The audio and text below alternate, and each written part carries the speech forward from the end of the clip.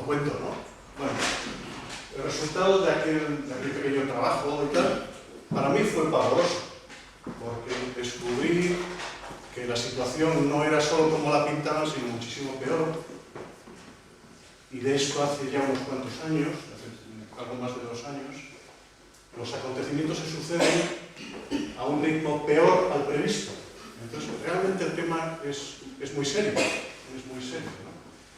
Afortunadamente yo creo que de la fase de la polémica pues estamos pasando a una fase de convicción, y de la convicción pasaremos a una fase de acción que tiene que ser colectiva, planetaria, social, política, económica, industrial. Realmente asistimos a un cambio de civilización, porque hemos metido al planeta en una situación comprometida, como pretendo demostraros en las diapositivas siguientes.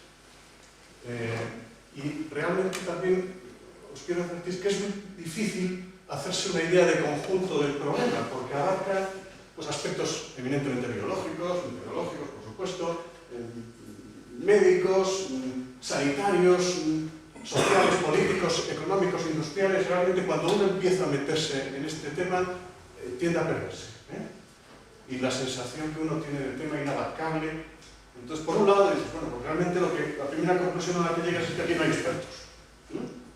Y la segunda conclusión es que si no hay expertos, pues cualquiera que se moleste, que lo tome en serio, que lea y que se lo estudie, pues puede pronunciarse, pero sin hacer filosofía de taberna, ¿no? Quiero decir, un poco amparándonos en datos, intentando ser rigurosos y científicos. Y realmente, si somos rigurosos y científicos, hoy en día la biología contemporánea tiene respuestas a muchas cosas, ¿no? Yo creo que ya sabemos, gracias a la biología contemporánea, responder a las preguntas socráticas famosas: ¿quiénes somos? ¿De dónde venimos? Y la última respuesta es: ¿qué pintamos aquí? ¿Para qué estamos aquí, no? Bueno, pues yo creo que estamos para hacernos responsables, para que a nuestro paso las cosas sigan su curso, para que el paso de la especie humana sobre el planeta, la huella que imprima la biosfera, sea lo más inapreciable posible. Y en ese sentido, esta es vuestra área de responsabilidad.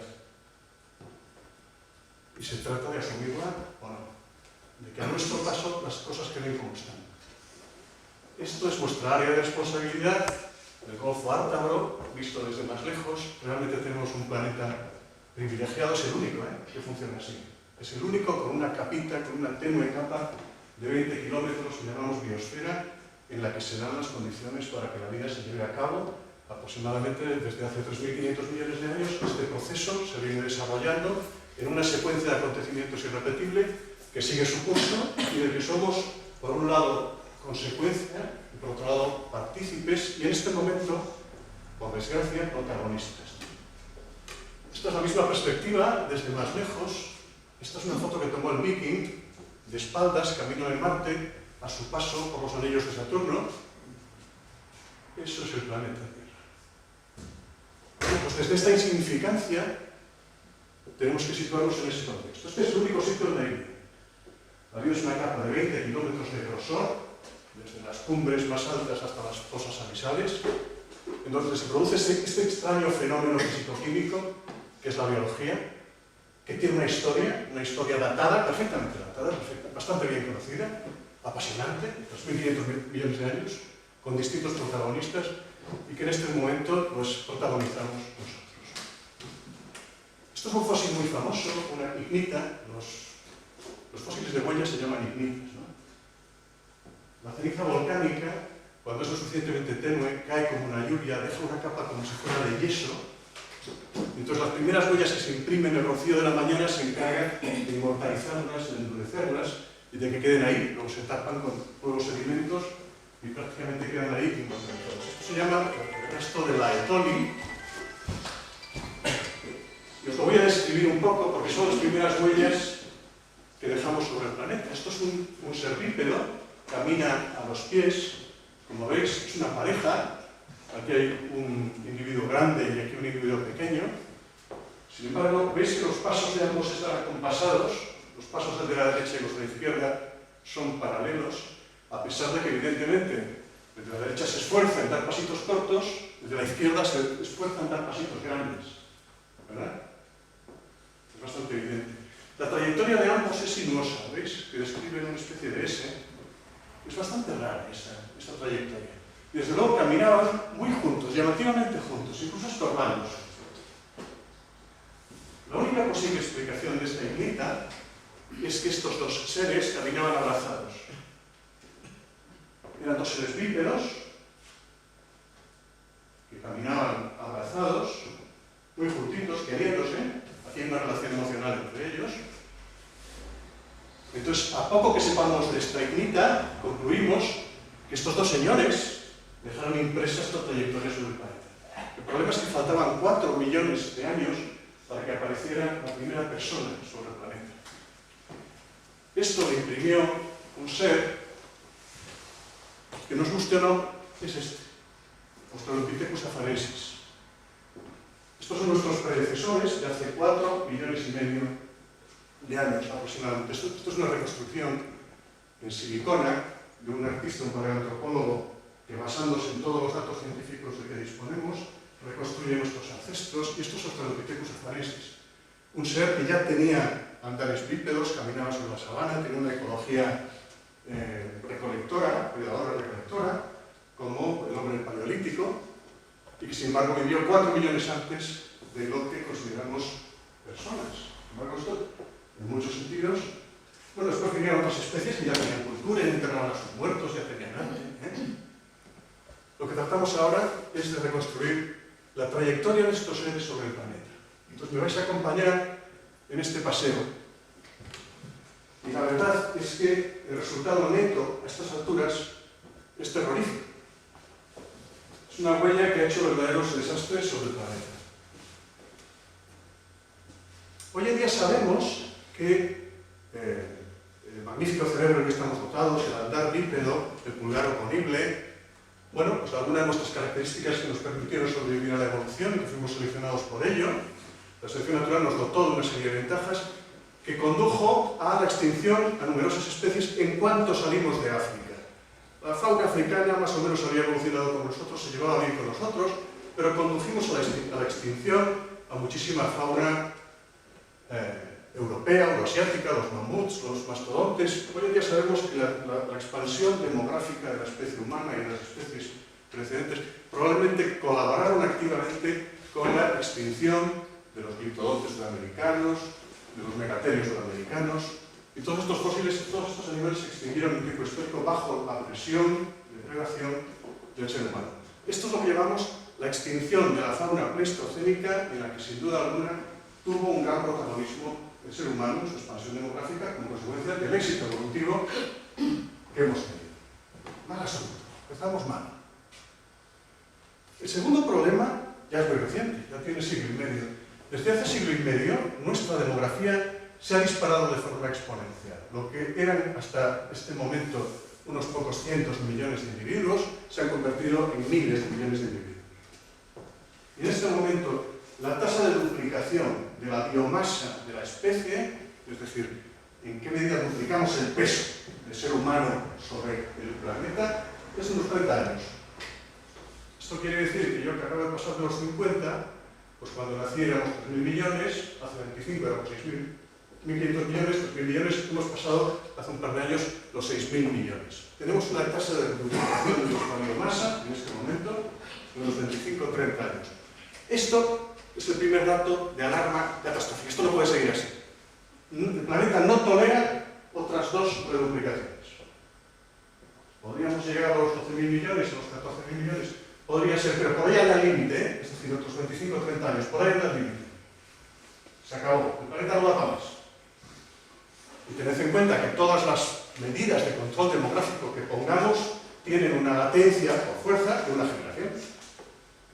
O sea que las medidas de contención demográfica que tomemos hoy nos van a poner inevitablemente en 14.000 millones. Y ahí se acabó. El planeta no va a más por una cuestión aritmética, ya lo veremos. Cada persona sobre el planeta lleva aparejada aproximadamente media vaca, una oveja, un cerdo, un par de gallinas. Bueno, pues toda la presión ecológica que ejerce esta inmensa biomasa sobre la biosfera es insoportable. Estas curvas en ecología son características de las plagas. Las plagas de topillos en Castilla hace 2 años, etcétera, etcétera. Esto, desde el punto de vista ecológico, es una plaga. ¿Y las plagas cómo se terminan? Pues se terminan con el colapso de la especie, detrás van sus predadores, etcétera, queda una minoría, etcétera, etcétera. Pero bueno, tenemos un comportamiento ecológico de plaga que conduce al colapso de la especie. Esto desde el punto de vista ecológico, en crudo, sin hacer un análisis pormenorizado del asunto. La cuestión demográfica es el primer tema que a mí me gusta tratar porque es muy acuciante. Pero sin embargo hay algunos signos de que ya lo estamos entendiendo y adoptando medidas. Un concepto importantísimo, la huella ecológica. Este concepto se diseñó en la Universidad de la Columbia Británica, en Canadá, y está teniendo una repercusión en ecología humana enorme. Os lo explico porque es muy fácil de entender, aunque es muy complicado de efectuar, es muy fácil de entender. La huella ecológica de una persona es la fracción de planeta que necesita para llevar a cabo la actividad que lleva a cabo. Es decir, ¿cuánto planeta necesito yo para que me nutra de mis alimentos, de mi agua, de mi ropa, para que degrade mis desperdicios, para que produzca los minerales que yo transformo a través de la industria, el proceso industrial, que sea para vestirme, para proporcionarme gasolina, materias primas? Un ciudadano de los Estados Unidos tiene un impacto en huella ecológica de unas 12 hectáreas.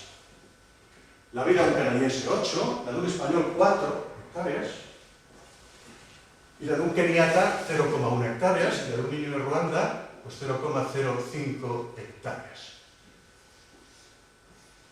A lo que tocamos es a 2, nosotros ocupamos 4. ¿Cómo se resuelve esta aritmética? Porque la aritmética, a escala local, si a mí no me llega pues el grano que cosecho en mi país, pues lo compro al país al lado. Si yo no tengo el petróleo suficiente, pues lo compro al mono de turno, ¿no? Si yo no tengo el pescado, pues al país que pesca, ¿no? Si yo no tengo cobre, pues lo compro a Chile. Pero ya a escala planetaria. A escala planetaria la ecuación no sale. Hay lo que hay y se produce lo que se produce. Bueno, pues primer problema. Si un ciudadano americano necesita 12 hectáreas, es precisamente porque el niño de Ruanda utiliza una 20ª parte de hectárea para sobrevivir. Conclusión, primera conclusión fundamental, clarísima. La situación de la ecología humana a escala planetaria está basada en la injusticia, sin paliativos. ¿Cómo la sostenemos? Pues la sostenemos, en fin, con políticas al uso, o mediante actividad bélica sin más, las ocupaciones, neocolonialismo, llamadle como queráis. Pero la ecología humana contemporánea está basada en la injusticia. Segundo problema, el promedio de todos los seres humanos es de 2,5 hectáreas. Y a lo que tocamos, acabamos de decir, que es a 2 hectáreas. ¿Esto qué quiere decir? Que estamos consumiendo más planeta del que disponemos, que nos lo estamos comiendo, estamos cultivando más tierra de la que podemos, estamos pescando más peces de los que produce el mar, estamos forrajeando más forraje del que produce el suelo, estamos depredando la biosfera en mayor medida de su rendimiento ecológico global.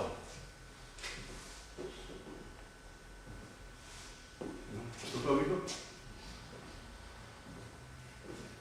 Esta es una gráfica que correlaciona el parámetro que acabamos de ver, la huella ecológica, con otro parámetro muy interesante que diseñó la ONU, que se llama el índice de desarrollo humano. El índice de desarrollo humano es un parámetro que conjuga nivel cultural, nivel económico y nivel sanitario. Es una ecuación también, coge un país y, en base a diversos índices sanitarios, culturales y económicos, construye la calidad de vida. Y resulta con que nos encontramos, no voy a entrar en detalle, pero nos encontramos con que hay países que se mantienen por debajo de las 2 hectáreas de huella ecológica y que, sin embargo, tienen un índice de desarrollo humano, pues francamente aceptable. Como, por ejemplo, Argentina o Chile. Sin embargo, los europeos, los americanos, los norteamericanos, estamos situados en un impacto ecológico brutal para un nivel de desarrollo humano que no es muy superior al que tiene, por ejemplo, Latinoamérica. Bueno, aquí hay algunos factores que corregir, pero esto también se podría corregir. Igual que hablábamos antes del problema demográfico, el problema de la huella ecológica se puede, urge corregirlo, urge corregirlo porque ya sabemos que en este momento consumimos más planeta del que disponemos. Una de las consecuencias de esto, fijaos esta larga introducción que ¿Dónde vamos a parar? Pues una de las consecuencias es el cambio climático. ¿Por qué? Porque estamos produciendo más carbónico, es humo. En resumidas cuentas, es el humo de los coches, el humo de las chimeneas, es el humo de la respiración. El humo en resumidas cuentas. Es el producto de la combustión industrial, lo que queramos. Estamos produciendo más carbónico de lo que la biosfera es capaz de reabsorber. ¿Cómo funciona esto del carbónico? Bueno, no me paro aquí en el efecto invernadero. Esta imagen la tomé de las conferencias de Al Gore. Bueno, porque su esfuerzo divulgador, a pesar de que no es un científico, es básicamente un economista, un político, como queráis llamarlo, pero su esfuerzo divulgador pues fue meritorio, por lo menos llegó a todas partes, cosa que los demás, que estamos convencidos de que esto es una realidad científica, pues no tenemos tanto alcance, ¿no? Efectivamente, pues la acumulación de gas carbónico en la atmósfera, la acumulación progresiva, se comporta como si fuera una manta. Cuando mamá me decía, quítate el jersey de verano, que estamos en verano, y ponte el de algodón. Nunca entendí por qué unos tejidos eran capaces de absorber o disipar el calor mejor que otros. Pues sí, las mamás lo sabían muy bien, y a la atmósfera le pasa lo mismo. Si tiene más carbónico, absorbe más calor que si tiene menos carbónico. Y el hecho cierto es que se está acumulando carbónico. ¿Cuál es el comportamiento del carbónico en la naturaleza? La biosfera es muy tiquismiquis. Necesita unos parámetros físico-químicos muy estrictos para que la vida se desarrolle en él. Parámetros físico-químicos como son desde la concentración de carbónico, la temperatura, la salinidad, la capacidad oxidativa. Hay un montón de parámetros que llevan situados en unos términos aceptablemente fijos 3.500 millones de años. Porque la naturaleza tiene una serie de mecanismos de regulación de termostatos automáticos que la regulan muy bien. Fijaros, aquí tenemos el carbónico. Si se produce un aumento del carbónico, aumenta la temperatura. Esto a las plantas les viene bárbaro. El carbónico es de lo que las plantas construyen su material verde y leñoso. Entonces las plantas con más calorcito y más carbónico abonadas construyen más madera, por así decirlo, mediante un proceso que se llama fotosíntesis. Con lo cual disminuye la concentración de carbónico de la atmósfera se enfría sensiblemente y ese proceso se ralentiza, disminuye su velocidad. Disminuye su velocidad hasta que se vuelve a acumular el carbónico. Es decir, es un mecanismo cibernético de regulación automática. La naturaleza tiene dos reservorios para el exceso de carbónico que pueden provenir de la actividad sísmica, volcánica, o de donde sea, de tal forma que ese carbónico se va sepultando en forma primero de madera y después de combustibles fósiles, es decir, de carbón y petróleo, ahí queda definitivamente sepultado. O también se puede sepultar en forma de carbonato cálcico, que es lo que hacen los corales. Esto es un sepultado mineral, pero es la otra máquina, funciona muy bien. Los corales construyen un esqueleto calizo, la caliza es carbonato cálcico, que es el resultado de la unión del carbónico a través de este proceso químico, se forma carbonato cálcico y el carbónico precipita. Y también funciona mejor este proceso si la temperatura sube un poquito, con lo cual el mecanismo cibernético de regulación térmica y de las concentraciones de carbónico en la biosfera lleva funcionando miles de millones de años estupendísimo. El problema es que nosotros estamos cogiendo este reservorio y estamos liberando a un determinado ritmo el carbónico que la naturaleza había sepultado. Tenemos que asegurarnos de que esos mecanismos cibernéticos de regulación son capaces de volver a sepultar ese carbónico, porque si no, efectivamente, la temperatura de la atmósfera va a seguir subiendo. Bueno, no me voy a meter en los números, pero los números son muy claros. La conclusión es que producimos más carbónico quemando petróleo y carbón, combustibles fósiles en resumidas cuentas, producimos más carbónico del que la naturaleza es capaz de volver a sepultar. Y esto se ha producido en el último siglo y medio, desde que nos hemos dedicado a quemar combustibles fósiles en cantidades industriales. A ello se va a acompañar, lógicamente, un incremento de las temperaturas. Bueno, pues vamos a ver si esto es cierto. Esto ha sido dificilísimo de comprobar. Se han puesto termómetros, se han buscado registros, se han analizado datos. La construcción estadística de esto ha sido complejísima. Primero se construyeron unos modelos que son estas bandas de color rosa. Si fuera cierto lo que yo estoy diciendo, ¿cómo se comportaría la concentración de carbónico? ¿Cómo se comportaría la temperatura? Pues se comportaría con arreglo a estas bandas rosas. Estas serían las temperaturas mundiales, estas serían las temperaturas oceánicas, en determinados sitios y tal. La banda negra es la realidad de los hechos, estadísticamente medida. Y la banda azul es lo que sucedería si yo estuviera radicalmente equivocado. Bueno, os dais cuenta que todas y cada una de las series de temperaturas registradas a lo largo del último siglo y medio en todo el planeta coinciden exactamente con las hipótesis científicas que dicen esto. Y esto se ha producido en el último siglo y medio, desde que nos hemos dedicado a quemar combustibles fósiles en cantidades industriales. A ello se va a acompañar, lógicamente, un incremento de las temperaturas. Bueno, pues vamos a ver si esto es cierto.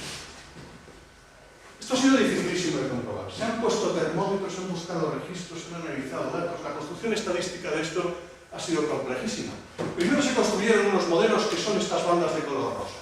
Si fuera cierto lo que yo estoy diciendo, ¿cómo se comportaría la concentración de carbónico? ¿Cómo se comportaría la temperatura? Pues se comportaría con arreglo a estas bandas rosas. Estas serían las temperaturas mundiales, estas serían las temperaturas oceánicas, en determinados sitios y tal. La banda negra es la realidad de los hechos, estadísticamente medida. Y la banda azul es lo que sucedería si yo estuviera radicalmente equivocado. Bueno, os dais cuenta que todas y cada una de las series de temperaturas registradas a lo largo del último siglo y medio en todo el planeta coinciden exactamente con las hipótesis científicas que dicen que estamos produciendo más carbónico del que la naturaleza es capaz de absorber. Y en efecto, pues se ha producido un sensible incremento de temperatura promedio en todo el planeta, que es en este momento de 0,4 grados centígrados. Menos de medio grado. Bueno, pues no era para tanto. Conclusión. Vale, muy bien, los científicos, en fin, un venerable esfuerzo, encomiable y tal, pero no es para tanto. No es para tanto. Vale. No es para tanto. La correlación con los niveles de carbónico es asombrosamente exacta. ¿Y cómo podemos saber los niveles de carbónico que había hace 100.000 años, o 10.000, o 150.000, o 1 millón de años? Pues sí, podemos saberlo, porque en el hielo de la Antártida se entierran burbujitas de aire que podemos recuperar. Cuanto más frío hacía, la capa de hielo es más gorda. Esto es como los árboles, el crecimiento de los árboles. Y en esa capa de hielo hay algunas burbujitas de la atmósfera contemporánea de aquel momento que podemos analizar y ver cuánto carbónico contiene. Y la correlación es asombrosa. Y esto es la concentración de carbónico a lo largo de los últimos 50 años. Pues como veis, el primer hecho curioso es que descubrimos que el planeta respira. Es decir, que a lo largo del año hay un incremento y un decremento de las concentraciones de carbónico. Y respira porque en función del eje de rotación del planeta se expone más biomasa o menos a la acción del Sol. Es decir, más fotosíntesis, más sepultado de carbónico o menos. Entonces el planeta, a lo largo del ciclo anual, parece que respira. Y esta respiración debería de mantener las concentraciones de carbónico estables, pero no es así. Gracias a este señor, a James Lovelock, que se tomó la molestia de ir midiendo en la isla de Hawái las concentraciones atmosféricas de carbono, ha comprobado que, en efecto, como predice la hipótesis, las concentraciones de carbónico se incrementan progresivamente.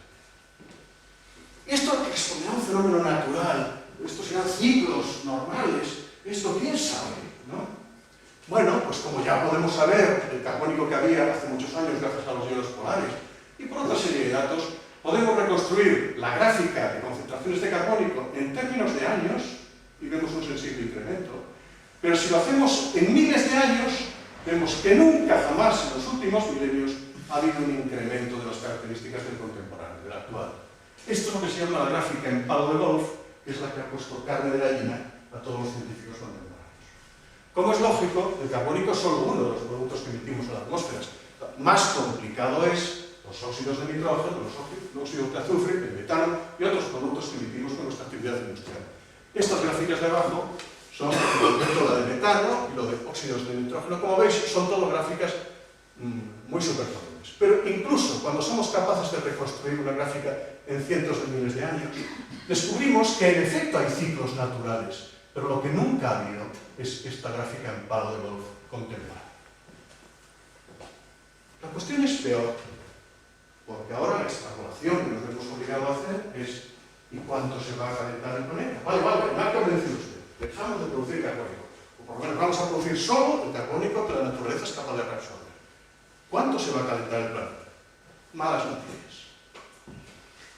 Malas noticias porque el planeta, lógicamente, tiene una enorme inercia térmica.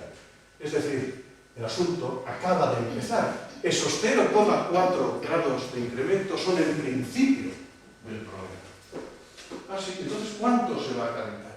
Pues se va a calentar aproximadamente, de acuerdo a las concentraciones de carbónico que tenemos hoy ya, que son estas, la temperatura que nos corresponde supone un incremento de unos 6 o 7 grados. 6 o 7 grados de incremento de temperatura media en toda la superficie del planeta. Bueno, pues tampoco es para tanto, ¿no? 6 o 7 grados. Bueno, la última glaciación supuso un descenso de 4 grados y los hielos llegaron, bueno, taparon el hemisferio norte. Un incremento de 6 o 7 grados en la temperatura planetaria media supone la desertización de todo el planeta hasta el cinturón escandinavo, aproximadamente. O sea, ya nos podremos ir comprando la segunda vivienda en un fiordo noruego, porque probablemente dentro de 60 años, si esto sigue así, es uno de los pocos sitios donde se va a poder vivir recientemente, si esto sigue así. Bueno, las gráficas de incremento de temperatura, locales, parciales, generales, estacionales, diurnas, nocturnas, primaverales, todo principio. Bueno, yo ahora querría triturar las probabilidades, o triturar las dudas. Nadie dudaría, pues, de la ley de la gravitación universal, de la teoría de la relatividad de Einstein, de las afirmaciones de Newton, o de las leyes de Copérnico, ¿verdad? Bueno, pues el esfuerzo científico que ha hecho la humanidad para demostrar lo que yo estoy diciendo en este momento es incomparablemente superior al que se hizo para demostrar todas esas cosas que consideramos principios científicos inmutables e imperecederos de la naturaleza. O sea, nadie nunca reunió para demostrar ninguna de las ecuaciones fundamentales de la naturaleza a 2.500 científicos a trabajar con el mismo objetivo. Esto no se hizo nunca, jamás. Es la primera vez que se hace. Bajo la coordinación de Rajendra Pachauri, que es este científico indio, que es el jefe del panel intergubernamental para el cambio climático. En contra de lo que se puede decir, hay unanimidad. No hay ni un solo estudio científico riguroso que pueda poner en evidencia, se puede poner en evidencia un dato, se puede poner en evidencia un análisis estadístico, pero las conclusiones globales son absolutamente incuestionables. Y además contamos con la ineptitud de Bush, que desconfiando de la realidad de todo esto, puso en marcha ingentes cantidades de dinero para intentar demostrar lo contrario. Nunca ninguna hipótesis científica sufrió esta prueba tan estupenda que nos vino de maravilla. Nadie invirtió cantidades ingentes de dólares en intentar demostrar que, por ejemplo, la primera ley de la gravitación universal era falsa. Bueno, en este caso se hizo así, y afortunadamente, gracias a él, hemos comprobado que ni una fisura en el aparato científico del cambio climático. De ahí ha surgido un nuevo negacionismo, pero que yo lo pongo pues, a la altura del Ku Klux Klan, en fin, a la altura de las cosas más raras, más excéntricas y más patológicas de la conciencia humana. No tienen valor. Bueno, esta nos la saltamos. Bueno, este chiste me gusta mucho. 2.500 científicos afirman que estamos causando un cambio climático global. No, quiero una segunda opinión. Bueno, las cosas son... Ahora viene la vuelta de tuerca, ¿eh? Las cosas no son así, son peores. Vamos a ver. Hemos puesto en marcha una serie de mecanismos independientes de la concentración de carbónico y que son imparables. El primero es el albedo planetario, vamos a ver lo que es. Y, bueno, en fin, hay algunos más complicados, pero algunos de ellos son fáciles de entender. El planeta refleja, como un espejo, parte de la radiación que recibe. Y una gran parte de la radiación térmica calorífica que recibe. Y la fracción de radiación que refleja, que devuelve al cosmos, es una función directa de su color. Eso se llama albedo, se comporta como un espejo. Una piedra negra capta más calor y se calienta más, un espejo con una prenda blanca, sencillamente. Y esto lo sabemos todos por experiencia empírica. Pues resulta que cuando los casquetes polares, que son blancos y que ocupan una fracción significativa del planeta, que contribuyen al color medio planetario, se funden, dan lugar al tono agua, que es un verde oscuro, que capta mucho más calor. O sea, el color medio, el albedo planetario medio, cambia en la medida en que se están fundiendo los casquetes polares. Y este proceso hace que el planeta ahora absorba mucha más energía térmica de la que absorbía antes de empezar la fusión de los casquetes polares, como consecuencia ya no del incremento de carbono, sino de la fusión de los casquetes polares. Y se está fundiendo a razón de un 1% anual. Pensábamos hace 5 años, ahora sabemos que ya es más rápido de todo. Como consecuencia de este mismo fenómeno, se han abierto una serie de vías de navegación por todo el norte de Europa, comunican Europa con el estrecho de Bering, comunica la América Atlántica de nuevo con el estrecho de Bering hacia Asia, y puede comunicar pues, Japón, por ejemplo, con Europa a través del Atlántico Norte. Estas vías de navegación nuevas, que se están estrenando ya, esto no es una hipótesis, esto es ya ahora, permiten la explotación del Atlántico Norte y el Océano Atlántico, que tiene ingentes reservas de combustibles fósiles. Segundo fenómeno de la aceleración positiva en que nos vamos a meter, en el que también vamos a ser responsables de hacerlo bien o no. Y el tercer problema, probablemente el más grave cuando empezó esta fiesta, es que hay un ecosistema que ocupa toda Siberia, todo Canadá, una fracción enorme de superficie planetaria que se llama permafrost. Simplificando, son suelos helados. Hay una ecología que funciona sobre esos suelos helados. Y en ese suelo helado están congeladas ingentes cantidades de materia orgánica. Congeladas durante millones de años. Igual que en el congelador de casa, cuando va la luz, esto nos lo explicó Javier un día en uno de sus artículos, pues cuando se va la luz y se funde el permafrost, la materia orgánica que está ahí, se pudre. Al pudrirse, se puede pudrir en condiciones aerobias con oxígeno, y se produce más gas carbónica, se puede producir en ausencia de oxígeno, y entonces se genera metano. El metano tiene 20 veces más capacidad de efecto invernadero, más capacidad de absorción térmica que el carbónico. La fusión del permafrost liberará ingentes cantidades de gas con efecto invernadero, y este asunto ya está empezando. O sea, ya en el océano Atlántico se ven grandes burbujas de metano que salen del fondo del mar. Esto también es un proceso que se ha puesto en marcha, que ya es independiente de la concentración de carbónico y que nos puede meter. Consecuencias. Entramos, una vez explicados los fenómenos, los mecanismos de retroalimentación positiva, las alteraciones de los circuitos de regulación, vamos a ver consecuencias. Bueno, pues por ejemplo, el nivel del mar sube.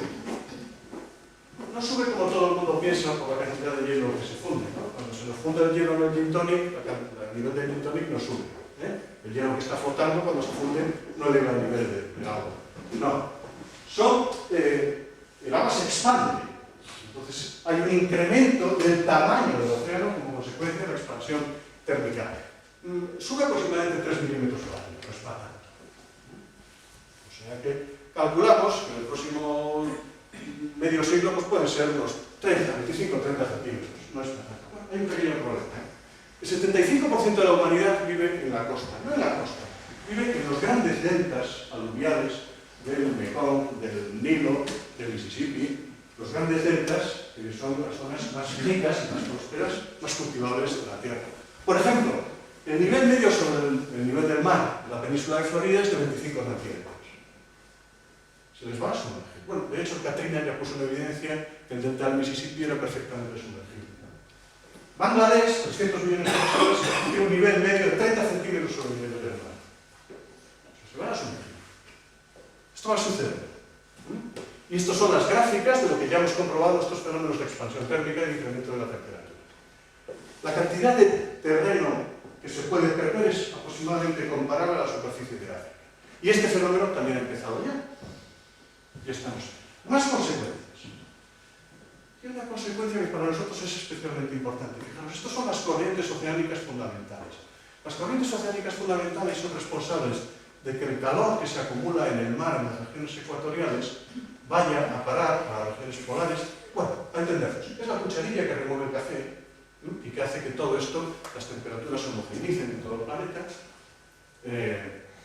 y no esté muy caliente el agua por aquí y muy fría por allá. Esto es lo que a nosotros nos permite pues, pasar los inviernos con una media invernal de 10 o 15 grados, mientras en Nueva York están a 10 o 15 bajo cero. Gracias a que la corriente del Golfo nos trae calorcito del Caribe. Bueno,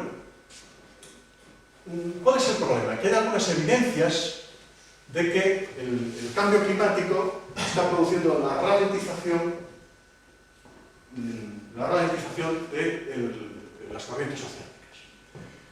Esto tiene muchas consecuencias, algunas de ellas muy graves. Pues es una, el sobrecalentamiento de las áreas ecuatoriales y el sobreencinamiento de las áreas polares. Es decir, se van a aumentar los gradientes de temperatura. Esto supone que la temperatura de la fachada atlántica de Europa podría incluso bajar inicialmente. O sea que el cambio climático va a ocasionar variaciones tan imprevisibles que no sabemos si vamos a resultar recalentados o reenfriados. Es posible que la ralentización de las corrientes oceánicas atenúen los efectos del cambio climático sobre la fachada atlántica de Europa. El sobrecalentamiento de las áreas ecuatoriales conduce a la formación de más huracanes y ciclones, porque se alimentan, la energía que alimenta a los huracanes y ciclones es precisamente el sobrecalentamiento del mar. Aproximadamente esto es el Mitch, esto es el Katrina, al que le debemos la caída de la burra de la administración Bush, o sea que gracias al Katrina entendieron que esto iba en serio. En la última década, la cantidad de huracanes y tifones en la escala Saffir-Simpson, bueno, es una escala de intensidad, se ha multiplicado por 2 aproximadamente, de término medio. Hombre, esto afecta más a aquellos países cuyas infraestructuras son más débiles, pero esto es Europa. Europa ya sufrió una ola de calor catastrófica con miles de muertos en Francia en el 2003 y inundaciones salvajes en Austria el año pasado. Es decir, que de alguna forma no solamente los países con infraestructuras débiles van a sufrir este proceso, sino que lo vamos a sufrir todos. Un efecto particular pues es el del Niño, es un efecto meteorológico, bueno, perturba toda la estabilidad térmica del planeta, con una cadencia que antes era cada 4 o 5 años y una determinada intensidad. En la última década son más frecuentes y más intensos. Este es un pueblecito en el desierto de Sechura, en Perú, en el desierto de Sechura, es un desierto. Fue arrasado por las inundaciones provocadas por el Niño, que tuvo que abandonar toda la comunidad. Se llamaba Chuyachi, en Perú. Bueno, ¿y esto qué repercusiones económicas va a tener? Pues ya tenemos un informe, es famosísimo, el informe Stern. Ha hecho un balance económico de la repercusión que puede tener a nivel global las consecuencias del cambio climático. Y la conclusión a la que llega este señor, que es un economista muy solvente, es pongámonos las pilas porque ahorraremos mucho si empezamos a invertir en evitar la liberación de carbónico, en reabsorción de carbónico, etc. Es más barato evitar las consecuencias de este asunto que esperar a resolverlo una vez que se haya producido. El mejor termómetro que tenemos son los glaciares. Bueno, estas fotos las habéis visto todos, ¿no? Como los glaciares en los últimos 50 años, pues todos ellos, en todo el planeta, han retrocedido. Es un buen termómetro, pone en evidencia la realidad de este fenómeno, pero lo más importante es que la fusión de los glaciares es responsable de la ecología fluvial. Estos son los ríos. Muchos ríos tienen agua en verano gracias a que en las cumbres de las montañas se está fundiendo parte de la nieve del invierno anterior. Cuando se terminan los glaciares, viene el estiaje de los ríos, es decir, la ecología fluvial resulta gravemente perturbada. Y resulta que nosotros lo que debemos es agua de los ríos. Pensad, por ejemplo, en los glaciares del Himalaya, que están en un plano ecuatorial, o sea que son los que más van a sufrir, pues el río Ganges, el río Mekong, los grandes ríos chinos, los grandes ríos siberianos, van a dejar sin agua potable pues a media humanidad, que es la que bebe de los glaciares siberianos. O sea que la importancia de este fenómeno, no solamente porque pone en evidencia la realidad del fenómeno, sino porque su repercusión pues es enorme y es universal, pero especialmente intensa en los glaciares ecuatoriales. Los efectos continentales, bueno, pues en Galicia lo conocemos muy bien, pues son la desertización derivada de más incendios, más sequedad en el ambiente, las correntías se llevan lo que queda de la materia orgánica y detrás viene la desertización y el estiaje. Esto es el desierto de Sechura, un desierto costero. Hay otros muchos efectos sobre ecosistemas acuáticos, fluviales. No me voy a parar en muchos de ellos, pero algunos son pues, la eutrofización de las aguas, depende del aporte de nitrógeno, de fósforo y de la temperatura media. La desecación del lago Chad, por ejemplo, que se ha perdido, muchos lagos a lo largo del blanqueamiento del coral. Y aquí entramos en un asunto especialmente relevante. Decíamos que hay dos grandes máquinas de la biosfera encargadas de devolver el carbono a su sitio. Una es la biomasa forestal, las selvas forestales, las selvas tropicales, las selvas húmedas, y otra, los arrecifes coralinos. Bueno, pues hoy en día los arrecifes coralinos están gravemente enfermos. Y fijaros, es una desgracia, porque no les ha dado tiempo a absorber todo el carbónico que hemos vertido. Ese carbónico, en exceso, reacciona con el agua, produce un producto intermedio químico, que es el ácido carbónico, baja el pH de las aguas en una medida que mata al mar. Es decir, que la máquina de que disponíamos para resolver el problema ha enfermado gravemente porque no le ha dado tiempo a ponerse las pilas. El blanqueamiento del coral es, entre otras cosas, consecuencia del sobrecalentamiento del mar y de la caída del pH del agua, que no le permite seguir adelante. En este momento, más de la mitad de los arrecifes coralinos del mundo están gravemente enfermos. Estos son los bosques que viven sobre el permafrost.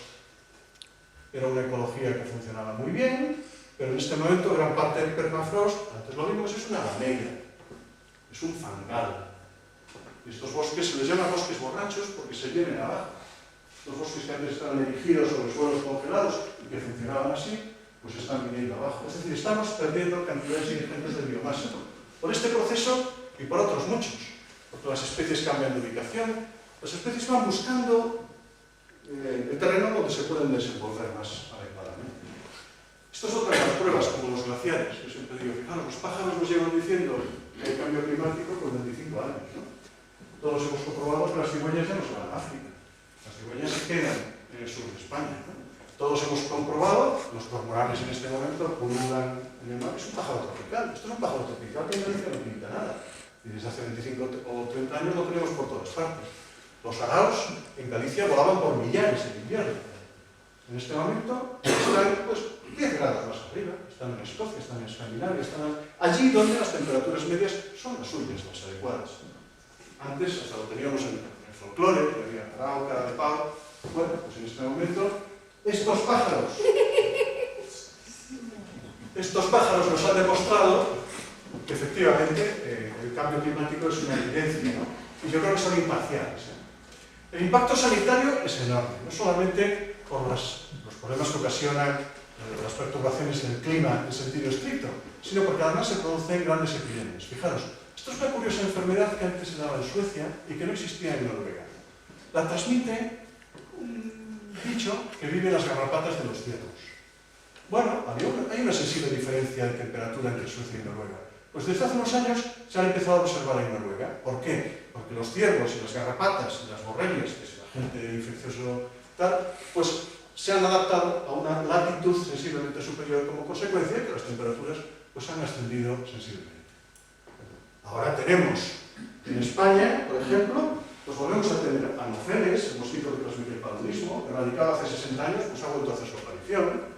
Algunas enfermedades tropicales transmitidas por mosquitos, como el dengue, pues han vuelto a hacer su aparición.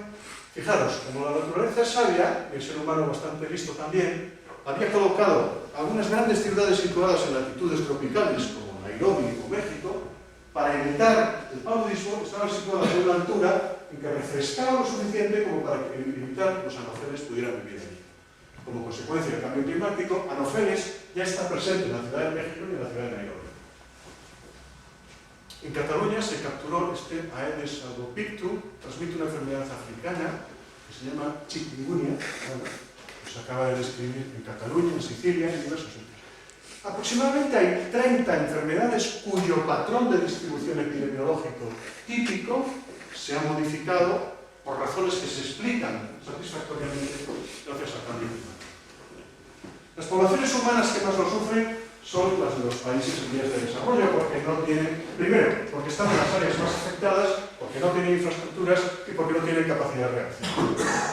Pierden recursos, se producen grandes epidemias, desplazamientos migratorios, se difunden las enfermedades, se generan conflictos, pierden terreno cultivable, la corrupción administrativa es una norma, se destruyen culturas enteras, se enfrentan a catástrofes naturales y además contraen ingentes deudas que su única forma de pagar es vendiendo masa forestal de los países tropicales, es decir, tropical forest. La otra máquina de que disponíamos para resolver el problema también nos la estamos sacando.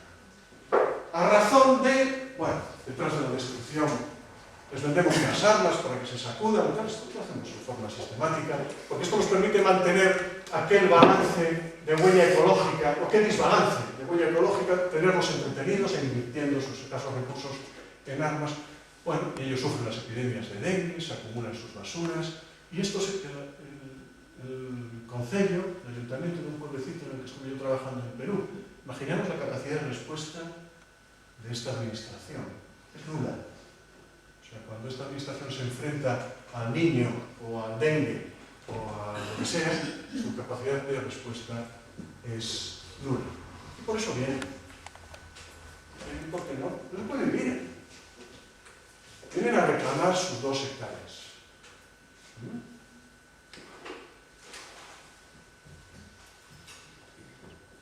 En conclusión, tenemos un problema. Producimos más carbónico del que el planeta es capaz de disipar. Segundo problema. Hay una serie de mecanismos automáticos, el cambio del albedo, la fusión del permafrost, la apertura de nuevas vías de explotación del Atlántico Norte, que van a agravar el problema independientemente de la concentración de carbono. Tercer problema. Las máquinas de la biosfera que podrían contribuir a resolverlo, que son los arrecifes coralinos de las plataformas litorales, la selva tropical y la capa de humus de las latitudes templadas, están siendo arrasados como consecuencia del cambio climático. Es decir, que las posibilidades de solución en este momento son difíciles de concebir. La destrucción de biomasa en este momento es de 1,5% anual. Se ha cuantificado en estos términos y efectivamente este es uno de los problemas. De la destrucción y el blanqueamiento de los arrecifes coralinos ya hemos hablado. Bueno, ¿y qué nos queda? Nos queda, por un lado, dejar el aire carbónico, evidentemente. Por otro lado, recuperar esas 2 máquinas. Detener el proceso en la medida en que seamos capaces. Devolverle a la naturaleza su protagonismo porque es la única máquina capaz de mantener los ciclos de carbónico en sus límites naturales. ¿Y esto cómo se hace? Pues se hace recuperando los ecosistemas. No es un sentimiento... Bueno, yo cuando digo el argumento de que las generaciones venideras no podemos extinguirnos en especie. No. Que yo no vi dinosaurios y no me pasó nada. Es una cuestión de estricta supervivencia. Necesitamos esos ecosistemas para que este kiosco funcione.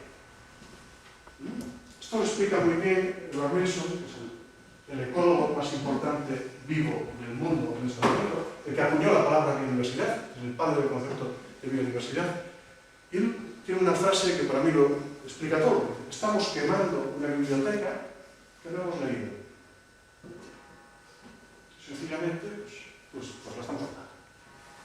¿Cómo se preserva la biodiversidad? Preservando ecosistemas. El problema es que la preservación de ecosistemas es muy complicada, precisamente porque las selvas tropicales y los arrecifes coralinos están en países cuya capacidad de gestión es nula. Los científicos que trabajan en esos países son científicos occidentales. La administración de esos países es débil, maltrecha y corrompida. Y el efecto que generalmente tendemos a hacer sobre ellos es o colonialismo puro y duro o neocolonialismo. En consecuencia, no se ve claro por dónde va esto. Bueno, estos son los países que tienen mayor biodiversidad del planeta, más cantidad de selvas, pues os dais cuenta de dónde están situados y cuál es su capacidad de reserva. Se han declarado una serie de puntos calientes de biodiversidad que consideramos absolutamente urgente preservar, pero efectivamente coincidimos que están en sitios cuyas administraciones son muy débiles. Por eso se habla actualmente de la sexta extinción. En el pasado, a lo largo de esa biografía de la biosfera de la que hemos hablado, de esos 500 millones de años, sabemos que ha habido grandes extinciones como consecuencia de eventos catastróficos que ha sufrido el planeta, pues el impacto de un gran meteorito, algún cambio climático producido pues, por determinadas bacterias. Ha habido algunos eventos catastróficos que han cambiado la faz de la Tierra y que han llevado a la extinción a fracciones importantes de la biosfera, 50% de las especies, etc. Esto es un poco la historia de la vida, pues ha habido 5 grandes extinciones. En este momento estamos provocando ya una situación ecológica tan comprometida que no es ninguna metáfora, no es ninguna exageración, no es ningún cargar las tintas. Se llama ya la sexta extinción. Y Greenpeace ha empezado a dirigir en el mundo ahora una nueva arca de Noé simbólica, un poco pues, para poner en evidencia que hay que empezar a ponerse las pilas para salvar algo, ¿no? En consecuencia, la crisis no es exactamente el cambio climático, es una crisis global, es una crisis como no hemos atravesado nunca la humanidad, es una crisis como pocas veces ha atravesado la biosfera, es una crisis derivada de la mala utilización de los recursos planetarios, de no haber hecho un balance aritmético que es bastante elemental. Es consecuencia de una demografía de plaga, de una huella ecológica global excesiva, de una actividad insostenible que conduce a la extenuación de los recursos naturales y a la acumulación de residuos, en concreto de carbónico, hablamos también de los óxidos de nitrógeno, de otros. Basada en una relación países ricos, países pobres, cuya única explicación es la injusticia expresada a través de distintos mecanismos, pero todos ellos perversos. En consecuencia, es una crisis basada en un modelo equivocado que conduce a una situación inviable. Esta foto la habéis visto todos. A mí me gusta siempre señalar dos cosas. Primero, esto no es un montaje, esta foto es real, esta historia acaba como es previsible que acabe, y su autor se explícita. No es una metáfora. Fijaros, el impacto del Cretácico hace 65 millones de años que condujo a la extinción de todos los dinosaurios fue un evento aproximadamente comparable a lo que puede estar empezando a suceder. Y esto duró mucho tiempo. Pensad que estamos hablando de un fenómeno que tiene siglo y medio, son 150 años. Esto, a escala ecológica, es un instante, es nada. Esto es tan violento como el impacto del planetoide del Cretácico. Tan súbito, tan violento.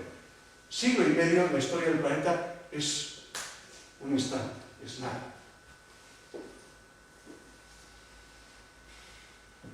Bueno, y ahora que nos hemos quedado todos sin aliento, bueno, esto es otra gran extinción, la transición entre el Paloceno y el Eoceno. Fijaros, este es un sitio, se ve muy bien en Zumaya. Fijaros, en estos estratos están recogidos 120 millones de años de historia de la humanidad. Aquí, a los paleontólogos que no saben leer, está escrita la historia de la vida durante 120 millones de años. Pues hay un estrato, un momento concreto, que es la transición entre el Paloceno y el Eoceno, donde de repente desaparecen todos los fósiles. Esto fue un cambio climático. Pero duró 20.000 años. La transición Paleoceno-Eoceno está perfectamente datada. Duró 20.000 años. Fue provocada por un incremento brutal de actividad sísmica. Duró 20.000 años. Estamos protagonizando un evento comparable en siglo y medio, en 150. ¿Hay esperanzas? Sí. Vamos a ver, hay esperanzas, por supuesto. Primero porque lo hemos detectado, porque lo hemos analizado, porque lo hemos cuantificado, porque sabemos a qué se debe, porque disponemos de recursos para resolverlo, quizá sí, ¿no? Algunas evidencias tenemos, pues detectamos el problema de la capa del ozono, un problema muy grave. Lo analizamos, supimos a qué se debía, analizamos que los clorofluorocarbonos eran los responsables, que eran los gases industriales que estábamos fabricando y vertiendo al mundo. Y tiene dos libros en que se expone el asunto pues en un lenguaje bellísimo y con un fundamento científico extraordinario. Entonces son dos libros, yo creo, de lectura obligada en este momento, ¿no? Muy bonitos, muy interesantes y muy elocuentes. ¿Y tú consideras justificado el Nobel de la Paz a Al Gore, que parece ser que hizo un tremendo negocio a base de vender el producto? Vamos a ver. Pregunto, ¿eh? No, los conozco, pero tú, como sabes, Casi no responde. el negocio lo hizo seguro, ¿eh? el negocio parece que es seguro, ¿no? Es seguro, eso. Vamos a ver, mira, yo quiero que conste que yo me leí los libros de Al Gore pues, para este asunto, ¿no? No es un científico, no es un biólogo, en consecuencia todo esto lo interpreta desde una perspectiva muy extraña, ¿no? Le cabe el mérito de haber puesto en marcha la conciencia, la sensibilización mundial sobre el asunto. Como el asunto realmente lo merece, no justifico los medios, pero realmente el que alguien se haya tomado la molestia y se haya implicado en el asunto hasta el punto de aparecer ante todo el mundo exponiendo el problema, pues yo creo que vale la pena. Y después tiene otro aspecto muy positivo, que es que él no sabe nada de ecología, ni de biología, ni de perturbaciones climáticas. Pero cuando tú lees sus libros, plantea a las empresas cómo pueden embarcarse en los procesos industriales que les van a permitir sobrevivir económicamente al proceso. claro, a mí si me pregunta la Toyota, ¿qué tengo yo que hacer para salir del paso? Pero, joder, pues pregúntele a alguien que sepa, ¿no? Entonces, los libros de Albore, que a mí me resultaron tediosos, es porque grandes capítulos están dedicados a dar soluciones a las empresas sobre cuál sería la fórmula para poder salir del paso. Entonces, desde ese punto de vista, fíjate que es un aspecto muy particular del trabajo de Albore, y a mí me parece el más importante. Junto con el informe Stern, que lo analiza desde la perspectiva de las compañías de seguros, las aseguradoras se enfrentan a la ruina, todas, porque esto va de mal en peor. Entonces, el informe Stern analiza la perspectiva de las compañías de seguro. Inviertan ustedes en prevención de desastres y no en el seguro convencional, porque se van ustedes a arruinar. Y Albore tiene el mérito de que da unas pautas de reconversión a las empresas de cara al cambio climático, que a mí me parece... No, yo lo digo porque Kim ve como un oportunista que dio el filón en su momento. Sin duda, pero tiene esos aspectos que desde mi punto de vista son relevantes y hay que reconocer.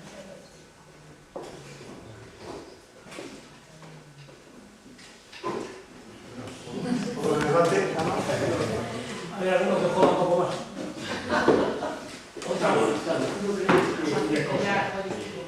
Dijiste ahí, lógicamente, las partes más afectadas son los países más pobres y muy pobladas, como por ejemplo la subida del nivel del mar y todas esas cosas que se van a reconocer. ¿No será una especie de, aunque sea crudo decirlo, una defensa de la tierra eliminando población? Desde el punto de vista ecológico y de la selección natural está actuando ahí. No, no es la selección natural, es una maniobra. Pero la evolución darwiniana no funciona así. O sea, ese niño que es capaz de sobrevivir con una 20ª hectárea es el heredero del planeta. Pero tú necesitas 4 hectáreas para vivir. La que también es más afectada. Si vamos a tener un montón de población, va a empezar por ahí. Hombre, de hecho, vamos a ver, la última evacuación en Bangladesh, hubo que desplazar a 10 millones de personas en un fin de semana. O sea, de hecho, esto está sucediendo ya. Ahora, los herederos del planeta son aquellos que sobrevivan con menor consumo, sin duda, en unas condiciones más adversas. Tú no tolerarías una diarrea por giardia, por un colio, por un virus de la hepatitis B, de ninguna forma. Palmaríamos todos los occidentales de la noche a la mañana, y los que sobrevivirán serán ellos, bebiendo aguas fecales. Ya están sobreviviendo por ese procedimiento. Beben aguas fecales y se alimentan de nuestra basura, y sobreviven. Tú durarías un respiro. Yo. Come el agua de bebé. Come el agua de bebé. Acostumbra que empieza a beber agua fecales. El efecto sistémico que dijo.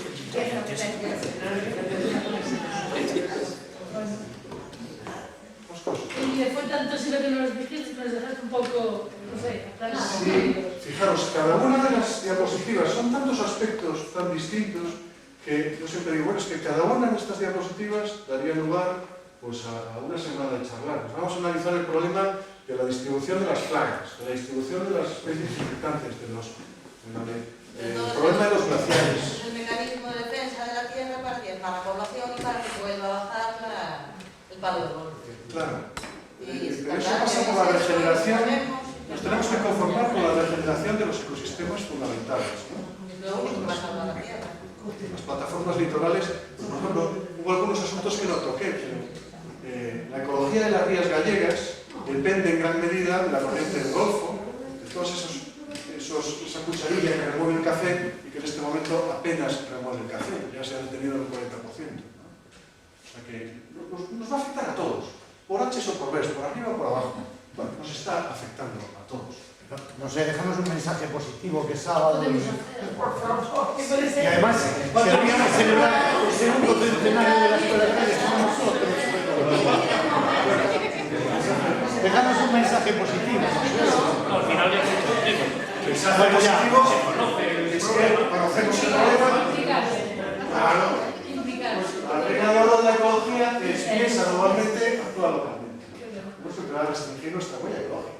A vivir el día a día. Nuestra huella ecológica es de 4 hectáreas y disponemos de 2. Pero Salva, los que más contaminan no son Estados Unidos, Japón, puede ser. Japón. No, tú eres tú, Sí, consume. Japón también. Pues yo sí Y consumo. son los que más incumplen los protocolos de Kioto, creo, ¿no? Estados Unidos no asumió el protocolo de Kioto hasta hace 2 años. Bien. El protocolo de Kioto tiene 12 años. Entonces, ¿dónde vamos? Pero Sí, mayor país de... pero fue porque no se lo creía, hasta que el Katrina inundó Nueva Orleans y dijo, bueno, esto va en serio. E invirtieron mucho esfuerzo en demostrar que todo esto era Pero los poderosos son los que más incumplen. Este fue el argumento que utilizaron en la cumbre de Estocolmo en India y China. El problema, de momento, no es nuestro. Que quebró aquí. Como biólogo, ¿hay alguna plaga, alguna población que ellos mismos autoevitasen la plaga? ¿Alguna población que estuviese en una situación de sobrepoblación, de sobrecrecimiento, que fuese directa al fracaso y que ellos mismos tomasen medidas para evitar la plaga? Desgraciadamente, Sodoma y Gomorra. Ahora lo destruyeron. Pasaron de puta madre. desgraciadamente hay ejemplos de lo contrario. No toqué el tema, pero se sabe que la isla de Pascua fue una isla tropical, con un ecosistema tropical, fecundo, etcétera, etcétera. Y, entre otros, bueno, con un excedente cultural y de energía tan rico que les permitió erigir los moais, ¿no? Ellos pensaban, el símil es precioso, de hecho es uno de los libros que puse en la bibliografía de Colapso de Diamond, ¿no? Bueno, pues ellos consideraban, sabéis que la isla de Pascua está a varios miles de kilómetros de cualquier tierra conocida. Pensaban que eran los únicos habitantes del universo y que ellos eran los seres humanos, entre comillas, los únicos, ¿no? Bueno, y estaban muy contentos de ser los únicos seres humanos. Tenían una selva preciosa, fecunda, verde, maravillosa y excedentes de energía que les permitían tener una cultura y sus tradiciones, etcétera, etcétera. Cometieron el error de talar su selva tropical. Detrás de la selva fue su economía, detrás fue su cultura, detrás fue su población, y la desertificación quedó en nada. Cuando los primeros holandeses llegaron, hoy tenemos esta visión idílica de la isla de Pascua, sigue siendo un absoluto desierto. Cuando los primeros holandeses llegaron a la isla de Pascua, no quedaba ni un solo moai en pie. Habían sido todos destruidos. La isla estaba desierta, la cultura que los eligió había sido destrozada y los pocos habitantes que quedaban, tenían vestigios culturales y vivían, bueno, casi de una forma elemental, rudimentaria, desconocían todo lo que había sucedido al respecto. O sea, fue una civilización que colapsó como consecuencia de una mala gestión ecológica. Y de esto sí hay muchos ejemplos. En este libro, pues probablemente la civilización maya colapsó por un problema ecológico también. Bueno, ese libro es tremendamente interesante, ¿no? O sea, hay muchos ejemplos históricos de lo contrario, de culturas y civilizaciones que han colapsado por una mala gestión ecológica de sus recursos. No, la conclusión sería si nosotros estaríamos en condiciones de evitar el colapso. Hombre, yo creo que sí. ¿Por qué? Porque tenemos los conocimientos y los recursos, lo que hablamos justitos es de tiempo, ¿eh? Esto urge. Pero sobramos. Urge. ¿De qué te urge?